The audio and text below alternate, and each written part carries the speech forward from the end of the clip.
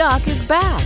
Welcome to Medically Speaking with Dr. Winston Alexis, hosted by Tyrone Robertson.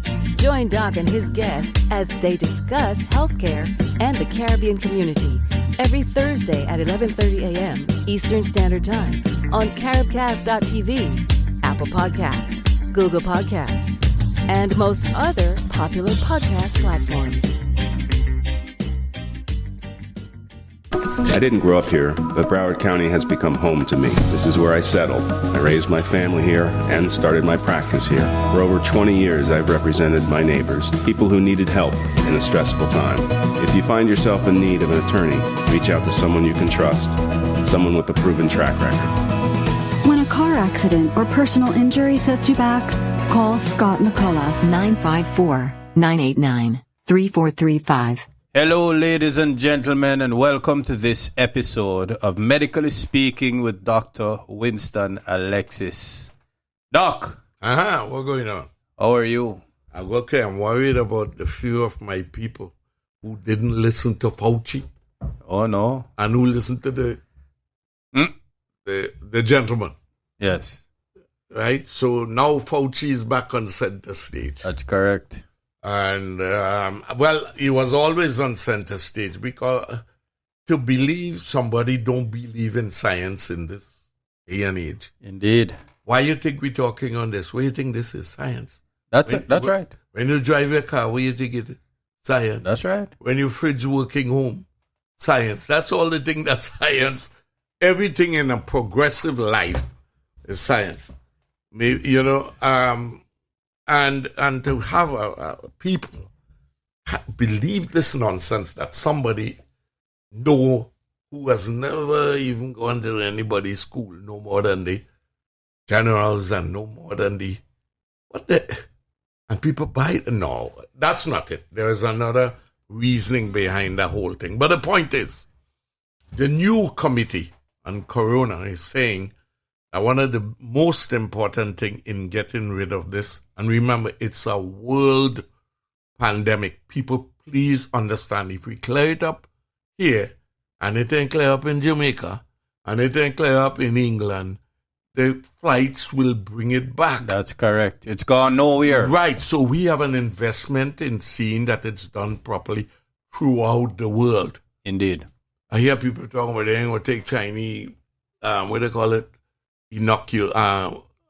Vaccination. Foolishness. Listen, everything in our life come from the Chinese. So where all you get them stupidness. Look at the pair of shoes you got on. Look at anything. Made in China. What? Everything. So this thing, but I ain't want it if it come from China. If China wanted to kill us, they have a million ways they could do it already. Could have happened a long time ago. Long time. So anyway, the point is to let people understand one thing. We can't kill this virus. Listen to me. Cannot kill it. We can't kill any virus. What happens is when viruses when they run out of host, because the way to protect themselves when they come into my body and they cause mischief and my body is about to die is to go out and find another one. That's right. So the whole idea behind treating viral infection is not like treating an infected toenail. Mm-hmm. It's two different concepts, and I'll explain that to you in a minute. Number one, we can't kill viruses. Get that in your head. We cannot kill viruses. We could just chase them away to hide and then get rid of the host so they have nowhere else to go. That's why they tell you use condoms in HIV. That's right. Because no matter the medicine you give for HIV, which is a viral infection, make the virus run and hide in your body, it's still there. But it's not damaging your body. Okay. It's like if we get COVID now and push him in a corner. He in the body, but he can't affect nothing. That's why we do it. But we haven't cured it. Once we take away that suppression, it come back again. This is why they're telling you people with HIV now, with the medicines we have, are not cured. But the bug is not circulating in the body. That's why Magic and all of them could talk about having children. That's right. Right? That's right. Once they are taking that medicine, it does not circulate in the body, but it's still there. We haven't killed it. push it over in a corner and cover your head. They can't do nothing. Oh, is there a medical term for that? No, I don't know what it is. All I know is when you treat viruses, they tend to go in your lymph node and hide. Okay. The kernel, instead of going all through your body, they go over there. Why? Okay. I have no clue. They must have a reason for it. Right. But the important thing, once it's not circulating in your blood, you can't give it to nobody. Understood. Right? All right. So viruses is a different thing from bacteria. Let me tell you what we do in a bacterial infection.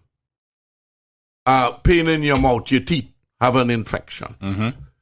What happened? The bacteria in the tooth multiply and constantly erode whatever it's in. It's eating it up and using it for food to perpetuate itself. How we kill it? 2 ways.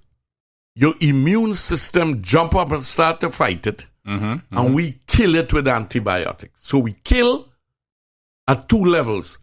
Actual destruction and antibody that finish the job. Okay. This is why people with HIV, not HIV, AIDS, how do they die? An AIDS patient have no immune system. It's gone. Don't matter how much antibiotics we give somebody with AIDS, they still die. And guess what they die from? A little cold. Because a little bit of bacteria get in your lung and it kill them. Because no matter how much antibiotics we give them, if we do not have the immune system helping with the antibiotics, you can't kill it. Okay. And virus prevents, we have no medicine that can kill them. Bacteria have medicine that can kill a bunch of bacteria. Right? So that's the 2. You have a 2-pronged approach in bacteria. In viruses, we only have 1, the immune system. Okay, so question for you, Doc. What can be done or what can we do to help or enhance our immune system? Vaccination. All right. That's what vaccination do. You hear that, ladies and gentlemen? Let me explain how vaccination works. We know how the body responds to a specific bacteria. Your own body. This is no vaccine. Okay. It put antibodies out. But it start making the antibodies after you are infected bad. Got it. Right? So you start off behind the 8 ball. By the time the immune system responds, the virus is all over the place. What we do with vaccine, we get the immune system ready. So when they see that virus again, they come out in tons. So the virus doesn't take hold. Okay. The antibodies grab them up before they can start to affect your organs. So it's like your immune system lifting weights. Normally, they're just sitting there, the bacteria come, they take a day or 2 and then they come out. And they kill off as much back. When they meet virus, I don't care. They inactivate the virus, but the virus is growing so fast in the beginning, they can't catch up. So just so I'm clear then, and just so that our listeners are clear. So right now, at the time of this show, this podcast, we're in flu season. Yes. And the flu shot is doing exactly what you have just described. I had flu and pneumococcal last week. Okay. And I get my $10. Okay. Why would anybody go anywhere else but Publix to get this? I do not understand. The flu viruses we get throughout the country is the same. And I get $10 for it at Publix. My people, listen to me. We have to get some sense, you know. I am a $10 thing. Last year I gave my granddaughter. This year I go in and spend it myself. I went and got both and gave me $10. And the reason for that simply is this. I don't want any infection confusing what I have. Because flu symptoms are similar. Yes. I don't want to stay down home having flu and think it's flu and it's COVID. All right. Or having COVID and think it's flu.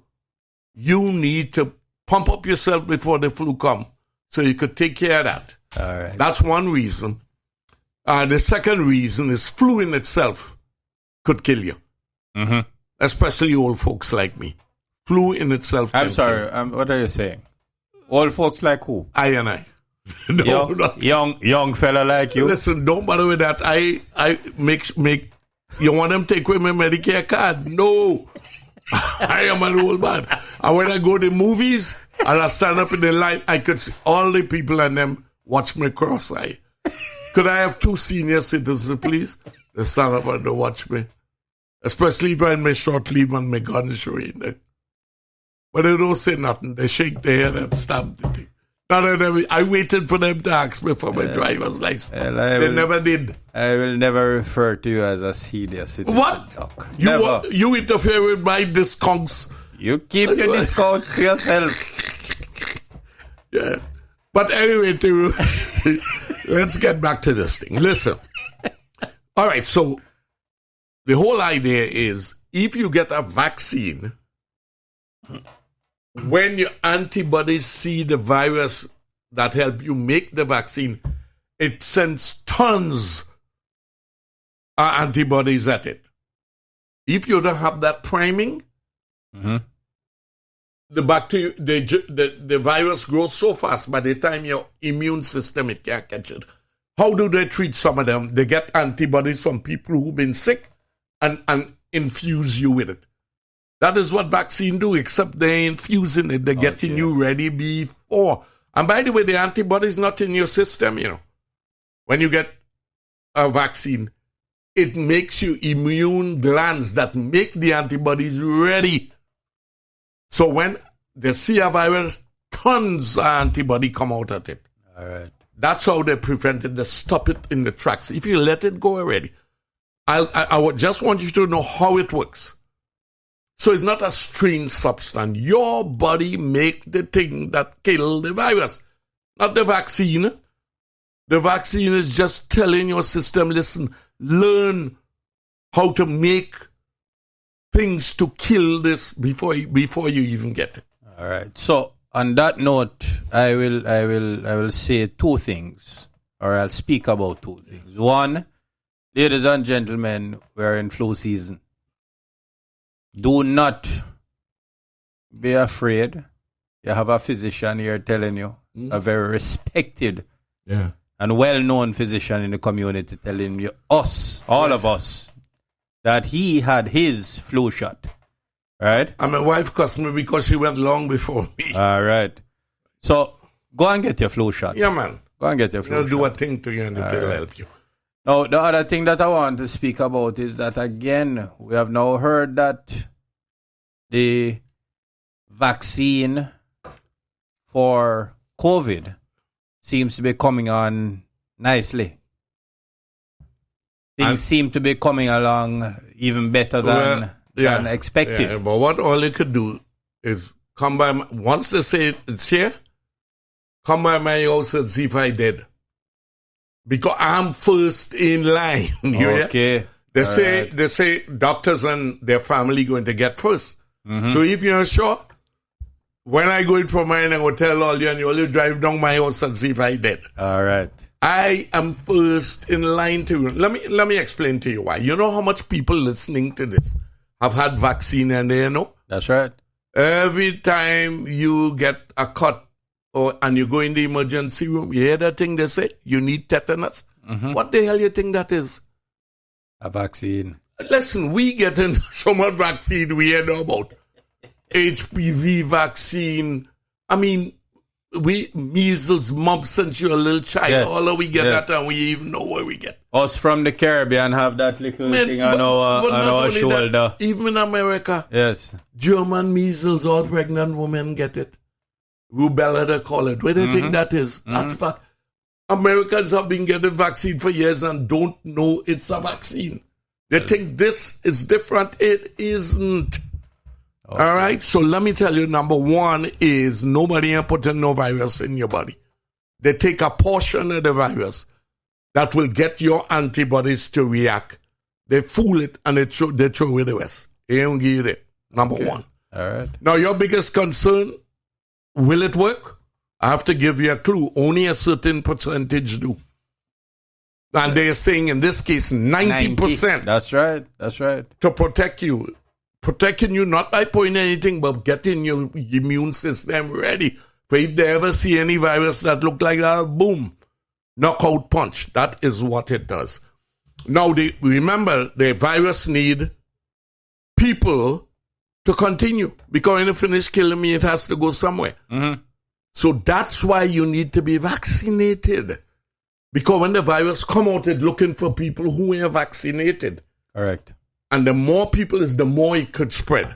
So eventually, we have to do something where you end up with herd immunity. That's why you ain't need 100%. You notice they say only 70% of the nation. Because the other 30% will be interspersed with the 70%. Correct. So it might catch 3 of them, but then it can't go no further because it bucket head up against people who have, right. That's right. That's right. So it have nowhere to go. A virus cannot go anywhere without people. Bacteria eat up that person until they're dead. All right. They ain't going nowhere else. They use it when they have the host and eat it. That's why we could kill them with germs and things. The reason we can't kill virus is made up of either RNA or DNA, which is what our body has. Mm-hmm. So most of the time when you get to kill it, will kill your body. Right? Okay. So all we can do is let the virus attack you. It causes inflammation, and we reduce the inflammation and hope the virus don't find another host. We don't kill it. Right? When it can't find another host, it works its way out. That's what Trump was trying to say. If we leave it alone, it's going to work itself out. But by that time, about 2 million people dead. That's all. What he's saying is true, but are you willing to take? Yes. I lost a family member. Yes. And many people I know have lost. My poor sister, I lost her. But, you know, she's older than me and she has some comorbidities. And you know what I mean? You have other things that and add to that, she black. I know, her condolences. Yeah, she's all right. But she batted for a while. She was 84. But a good innings. Not bad at all. It's just that, unfortunately, we are scattered all over the globe. Indeed. So we're not close, so we talk, but that's about it. So, and it was so sad we couldn't go because a pandemic, so we did a virtual funeral. Right. But God knows I will always remember her, though, even though we weren't that close physically through most of our lives. But, I mean, and it touched me personally, people. That's what I'm telling you. Go, don't listen to this foolishness. Go get vaccinated. We've been vaccinated from the time we're 5 years where we come from. Don't listen to and this thing about putting what? Chip. Come on. Rubbish. Listen to me. How much? And you tell them go tomorrow and have surgery, everybody lined up. If you really want to put your chip in, surgery is the time. That is the time. The easiest time. Or if they draw blood on you, you think this little tiny needle, all of that is stupidness. Foolishness, people. All the West Indian Americans saying me nonsense. Go and line up for the people. And it's free? What? So, ladies and gentlemen, on that note, we'll say, go and get your flu shot. And when this COVID vaccine is out, go and get your COVID vaccine. No, wait a week or two. Pass by my house if I'm dead. If I'm dead, don't take it. Yeah, you're right. The people's doctor said that he's going to be first in line to go and get that shot. I can't wait for this nonsense to go away. So I could play my golf and go in my little session with you guys. Indeed. I miss them parties. You get to, what they name the Friday something and First Friday and the half Indian boy who might have come from my country. We named it. Gary had them, you know, they call them Douglas and Trail, and half Indian boy. That's have some. You all have sweet fete, you know. God, I can't wait. Lord. I hope this thing is over by January, so by February we hit the world running. All right. So, ladies and gentlemen, we're going to take a short break, and we'll be right back with Medically Speaking, Dr. Winston Alexis. Dr. Ronald Moore and his team at Minimally Invasive Surgery perform laparoscopic robotic procedures with the utmost precision. As a bariatric surgery specialist, Dr. Moore performs a range of surgeries and operations focusing on areas and organs of the abdomen. For gastric sleeve, bypass, and banding, to endoscopic balloon and hernia procedures, call the Office of Minimally Invasive Surgery at 954-797-4220 to schedule your appointment. Minimally Invasive Surgery has 2 convenient Broward County locations to serve you. Call 954-797-4220 to schedule your appointment today. And we are back to Medically Speaking with Dr. Winston Alexis. So, ladies and gentlemen, we spoke a little bit about the flu shot, the vaccination. We spoke a little bit about the upcoming COVID vaccination. And I urge everybody to go and get your flu shot. And when this COVID shot becomes available, do not be afraid. We have just heard it from a well-known, well-respected physician that he'll be first in line to go and get that vaccine. Now, let's get to the topic of today's episode. And again, I often have to remind our listeners that the people's physician, the people's doctor, Winston Alexis, is specialty is OBGYN. It's about the ladies. He speaks about a lot of other things because, when he was in medical school, he had to learn all about medicine, all medicine. All right, but the topic that the doctor has chosen to speak about this evening is pelvic organ prolapse. That's a fancy name. POP. Right, pop. Like something pop. No, the name seemed to, but that's the abbreviation. All right. So the ladies who are listening will probably know a little bit about that, or a little bit more than the gentlemen who are listening. Right. So I'm gonna put it in perspective. Put it in perspective for us, Doc. If when I do an examination in the vagina, I use my instrument. Use your imagination. There's a top part that is towards the woman's clitoris and belly. That's one blade. And the other one is pulled down by the rectum. So the vagina sits between the bladder on top and the rectum below. Mm-hmm. Right? And when I look in front, after I put the speculum in, at the top part, I see the opening where your urine come out. Because the bladder is on top and the tube leads to the top. Okay. Just below your clitoris. And when I look under the bottom part of the speculum is the anus. So you see where it sits. Yes. The bladder sits on top, the rectum sits below. Right? And in the middle is the womb and the cervix, the portion I see in the vagina. All right? So you have the womb on top, the bladder on top of that, then you have the womb with the cervix, and then under the womb, you have the rectum. That's how all the organs I'm looking at. Bladder on top, rectum below. That's what you have to remember. Mm-hmm.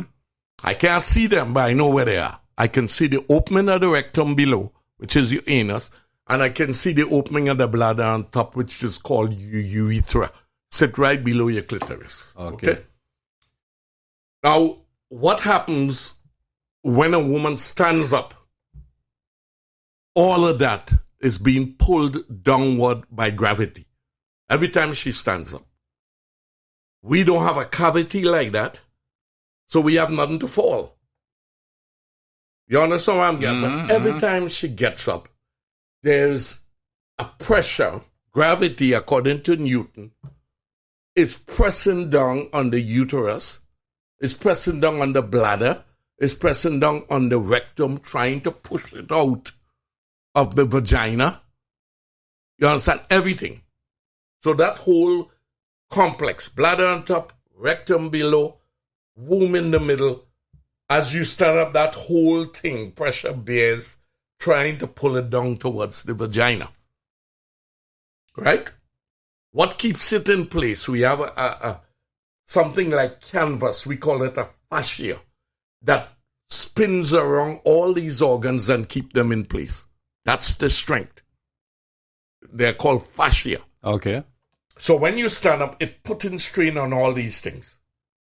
With age, the support weakens. I was just about to ask you that. Right. And the more you stand up, the more you strain, what we call increased abdominal pressure. In layman's term, is straining. If you're strained to pee, it's straining. If you're strained to move your bowel because you're constipated, it's increasing abdominal pressure.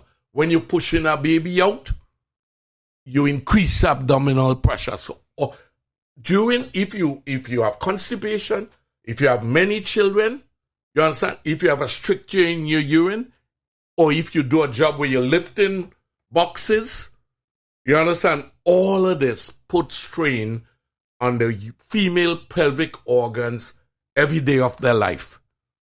So is it reasonable to say that women who, again, are maybe in a job that Yes.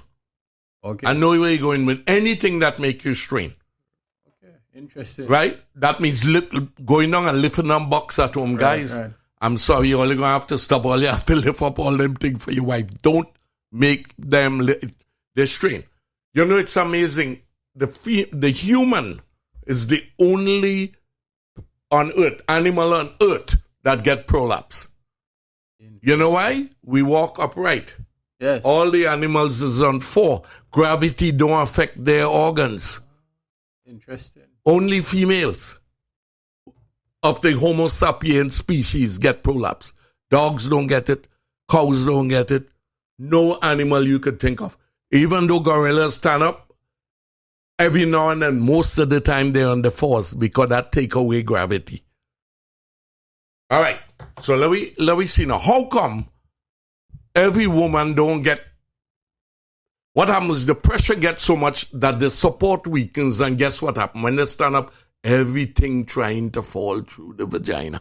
Mm-hmm. The bladder coming down, the womb coming down, the rectum coming down. Right?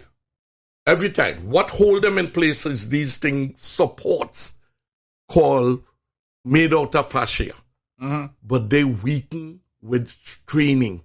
They weaken with childbirth. They weaken with age. And believe it or not, they weaken with genetics. That's why every woman don't have it. Some people, genetics, this support is stronger than other people's DNA. The question, Doc, is there anything from maybe an exercise perspective that a woman can do to strengthen? No, you know, it's the sad part. The only time we teach them to do it is when it start to weaken and symptoms start to start. Then we say, look, do this, do that, it might help. But there is no preventative exercise. What is prevent? Do not strain. Okay. Right? Now, when my mother, to tell you where genetics play a role, I've seen the womb dropping out through the vagina, the bladder dropping out through the vagina, and the rectum in a 34-year-old girl with no children. Mm-mm. And Mrs. Alexis had 13 pregnancy, 11 away, and she never had one organ drop. So it's more than just standing up. It's more than just training, because I see my mother lift up. Just so we're clear, you're speaking of your mother, not your wife this time. My mother. Cause your wife don't like when you call her. I'm glad because when we listen to the show, she said, "Why don't you tell your father stop calling my name?" Yes. I said, "I ain't call your name." I said, "My wife." So now I say that lady. That lady. But this is my mother, though. All right. Mommy have 11, and all through the vagina, no section. She never had prolapse. Wow. So genetically, her supports was stronger than... Absolutely, yes. The 34-year-old have weak structures because of genetics. Nowadays, woman versus... Right, so it's age, it's genetics, and it's strain. Oh. And any combination. The reason I'm bringing it up, it mostly happens in women in the menopausal age. And more of our people are getting to older ages, where before women, we think were, you put them, as I tell you, band up the head and put them under a rocking chair and a mango tree in Jamaica when you turn about 60. You laugh it. And they say, hi, son, when you're going home from school. Yes. You know them. Yes. Rocking in the chair. Hi, Miss Daisy. All right, son, behave yourself. Now, my wife playing tennis. Up and about. Oh, God, I call the lady. She run in the office. I mean, I look at her. All kind of things she doing. She lift weights. Up and about. And the woman is it is up. Right? And she had no prolapse. And she have 5 children. So genetics have a lot to do with it. Now, after I give you the framework, I want women to don't think why God do this to you. Many, many, many women have it as they get older. Okay. But they don't talk about it. Right now they are beginning to, because we have seen it in magazines that women are being aware. So it was a quiet secret that they kept. All right. So the reason I'm getting to it is I want to get into the symptoms that would let women know it's coming on, because they are not obvious symptoms. Okay. There are little things they need. When they start to happen, you say, I wonder. The only symptom they know is when the whole womb drop out. Everybody could see it. By that time, it's way too late. We need for them to understand the early signs. All right. Well, ladies and gentlemen, on that note, we're going to take a short break, and we'll be right back to Medically Speaking with Dr. Winston Alexis. For the absolute best obstetrics and gynecology care, call South Florida OBGYN at 954-452-4377. Schedule your appointment today with Dr. Winston Alexis, who has been serving the women of South Florida for over 25 years. Conveniently located in Plantation, Florida, the courteous and professional team at South Florida OBGYN are standing by to assist you. Schedule your appointment today by calling 954-452-4377. And we're back to Medically Speaking with Dr. Winston Alexis. Our topic this evening is pelvic organ prolapse, POP. So, Doc, where we just left off, we were just about to get into some of the symptoms that the ladies might see when this situation is coming. All right, let me mention again, this is primarily a disease or a condition. You can call it a disease, a condition yes. in older women. You don't see it. I've seen one case at 34. Every other one was over the age of 50. Okay. Right, so it comes with age again, and I explain why. Yes. The supports naturally get weakened as you get older. All right, now one of the early symptoms is when you cough or sneeze, you lose some of your urine. Anytime you strain, right? If you sneeze, a little bit come out. I ain't talking about where you're wetting up yourself. A little tip. That's the first sign that the bladder and the tube that comes out of the bladder is beginning to fall down into the vagina. So that's a sign of the weakening. Yes. Okay.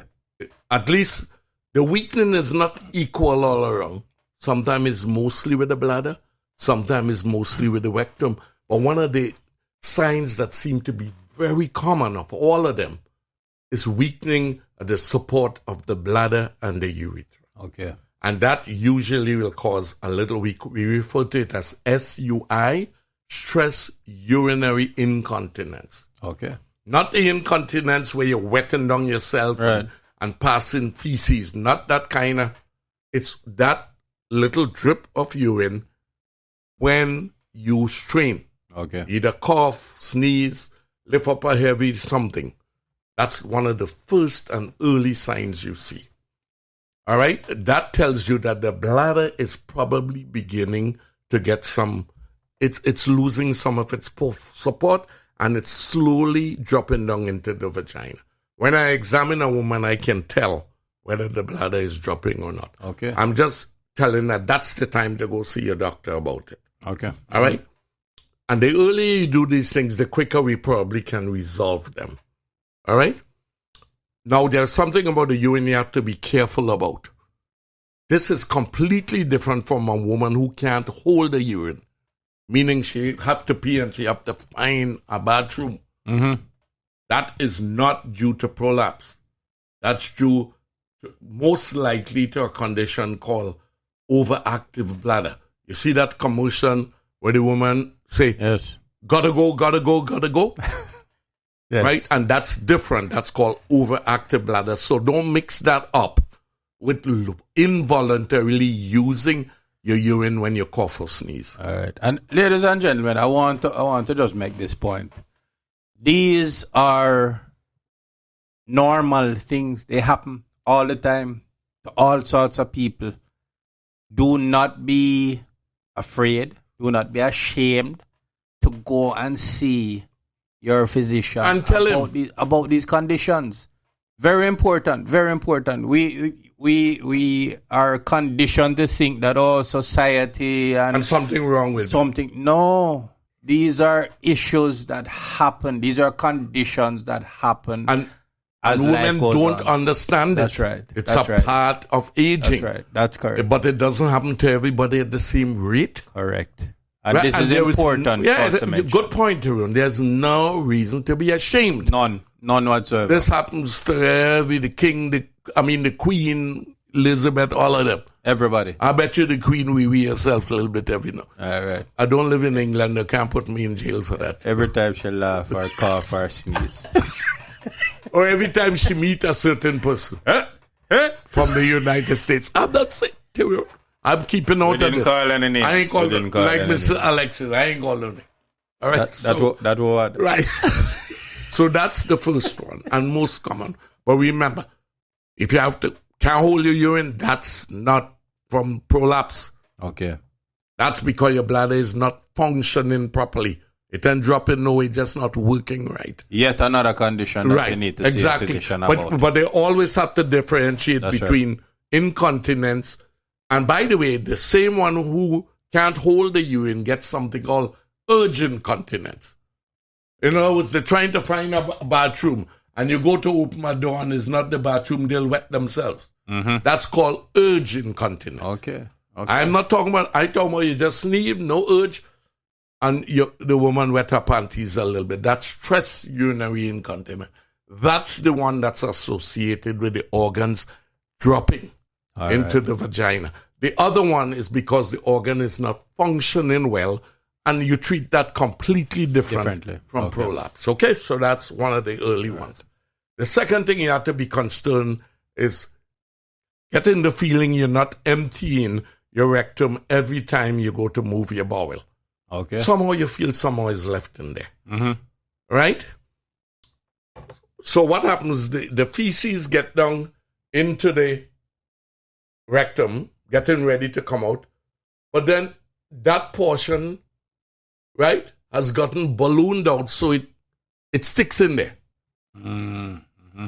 Not only will it not come out, it sticks in there, and you get constipation quite a bit. So anytime you feel like you're not evacuating your bowel properly, an older woman, you have to be careful that you don't have prolapse at the rectum.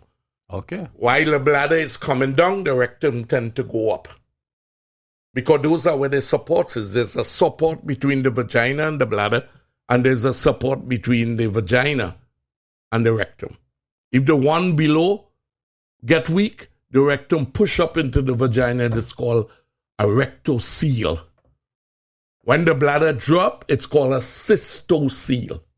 Okay. All right? So those are the two organs that may become, and usually happens early in the process of prolapse. Now, the big boy is the uterus. Mm-hmm. And the uterus, when it loses its support, it begins to drop out towards the vagina. So anytime a woman tells you many times there's something called proscidentia. We used to see that in the old days at home. I know one lady used to live next to me who have some cowan thing. We didn't know what it is as little boy. Little boy is bad. And something used to come home down, and we run out and say, Mommy, Mommy, Miss so-and-so, did she have a goatee? I know what the hell that is. What it was, the whole uterus is hanging out of her vagina. Wow. Okay. But that's an extreme case. That's not usually. Is that something that still happens? Yes. Really? Especially for third world women who afraid to go and see the doctor, like you said, because they're ashamed. Wow. Nothing to. But most of the time, it just drops a little bit. Mm-hmm. So when I look at it, where I know where it's supposed to be, way up in the top of the vagina, the mouth of the womb. But now when I look, it's halfway down. And I could tell that from a physical exam. The other thing the woman can do, if she squats after taking a shower and gently put 2 fingers up, she actually can feel the mouth of the womb. Normally you cannot do that. It's too far up. Okay. But if you think it's coming down, drop and just put your finger. And if you feel a hard something, that's the mouth of the womb. So, question for you then. Is that considered a self-examination for the condition? But you don't need to do it all. If you feel, and women know, so doc, I feel like something bearing down. Mm-hmm. It could be your bladder, it could be the womb, or it could be the rectum. If you squat down after showering, put 2 fingers up in the vagina and you feel something hard, that's usually the uterus, the cervix. Okay. If you feel the bulge more up to the top, is your bladder. If you feel nothing in the middle, but you go downward and it bulges, and that's your rectum. Okay. So you don't need to do this on a regular preventative basis. But when you suspect that you start, and women know, when you feel something ain't right down there. And remember, the earlier you catch these things, the quicker we can repair them. All right? So I don't want to call it self-examination, but if you feel something, go to the doctor much quicker. Of course. Than if you feel anything. Okay. So the major thing, though, is the loss of the urine. A second thing, you feel like you're not emptying your bladder. Because what happens, as it drops, it falls a little sack. So you pee, but a little bit of urine remain in there. It's called residual urine. So some women feel, boy, I don't think like I empty my bladder. And 3 minutes later, they go back in the bathroom and the rest come out. It's called residual urine. When those things start to happen to you, find yourself in, and you know why I'm telling them, remember the last program, 2 programs back, give me a history when you come here. Oh, that's right. I have to drag it out. Yes. Half of them don't want to tell me, Doc, I don't think. I said, no, tell me. But you need to say, Doc, I feel like I'm not emptying my bladder. Yes. Boy, when I cough or sneeze a little bit, urine come down. And I squat down and I feel this thing coming down. Right? So mainly it's to help me. I will get to a diagnosis much quicker if you give me a sensible history. Makes sense. And it's common, folks. It's going to happen all the time. All right? I have one last symptom to give you. And this involves the men. Gentlemen, listen up. One at a time, with the loss of support, the vagina begins to balloon. It loses some of its tightness. Okay. It begins to bulge. So women will come and say, Doc, I'm not getting the same sensation. And remember, this is old age. This is not from overuse or you have a special kind of man that you think doing this. No. Aging, it balloons with time. And believe it or not, there's surgery that can correct this if it's interfering with your sexual life. So not only the bladder, not only the rectum, if you find that the vagina doesn't have the kind of integrity it have, and it's interfering with your sexual feeling, things can be done. And it's usually associated with either prolapse of the bladder and the rectum. So what we do when we correct the rectum, we fix it, and we fix the top, the vagina usually gets smaller. But, all right, so, I'm going to ask this question actually on behalf of the ladies. Is this something that is recommended? In other words, is this an elective, obviously? Yeah. And is it... And insurance don't like to pay for it. All right. Because they say that's not a good indication. Yeah.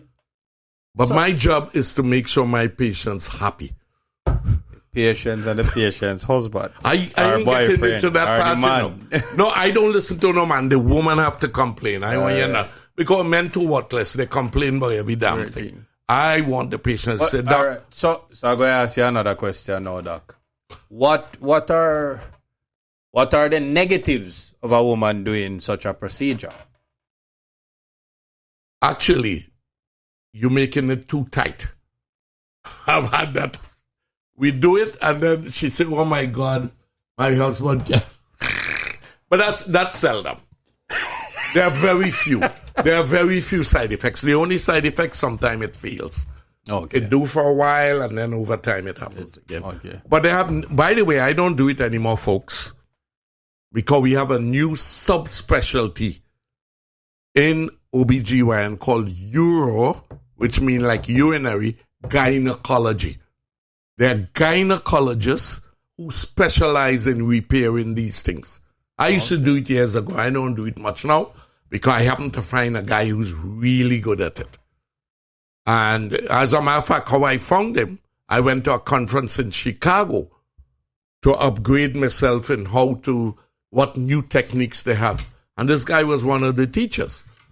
And I just talking to him, well, you know, so he said, I said, well, you know, in Fort, he said, you're from Fort Lauderdale? I said, yeah, how you mean? He said, well, I'm the professor in charge of the program at Cleveland. Oh, wow. I said, oh, yeah? So he said, Winston, when you come down, come and look for me. And I went over there, and he allowed me to participate in learning to do the repairs. But he does it so much better than me. I love. I don't know if I believe that. I love. Yeah, the guy's subspecialized. I just saying that from what I hear from the ladies, nobody does it better than you. Well, that part. The other part's different, but I bow to him. All right. It's something called an anterior-posterior repair, where we take out a sliver of vagina, tighten up the supports that have gotten weakened, and close the vagina back. Now, what happened when we cut out open to fix it? When we close it, we peel off a piece. So we tighten it you understand, we do top and bottom. So, all right. So, outside of that procedure. Yeah. which again, gentlemen, thank me for bringing this up with you, Doc. Okay. And then thank Doc for what he does. Wait, and by the way, if I send you or if you go to anybody else, it doesn't have to be me, make sure you tell them if you are having sexual difficulties, because they modify the operation depending, as if your sexual life is happy, they don't do necessarily the same procedure. Okay. They just tuck the bladder up. But you have which was actually going to be my question. So outside of the tightening, right?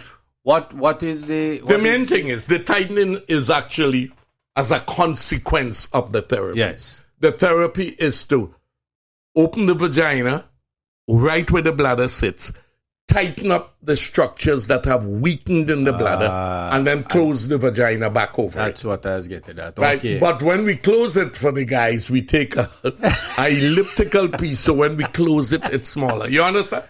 All right, understood. So if you tell me that is your problem, I say, well, okay, I'll take a slightly larger piece this time. All right. But don't come back and tell me like, oh God, Dr. Alexis, you have to undo this thing, because now the gentleman complained. I said, what? But it's done already. I'm saying one good thing about that. What is the word I'm looking for? It stretches out in time. Okay. So even though it's small, that's a temporary thing. Eventually it will accommodate. Normalizes the world. All right. So I want women, please, when you go to your gynecologist, if you're having problems, complain. Tell them everything.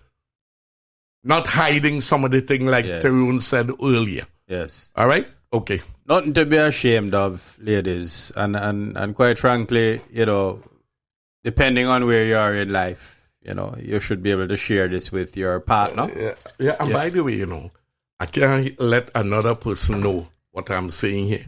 Because, there's a cash job.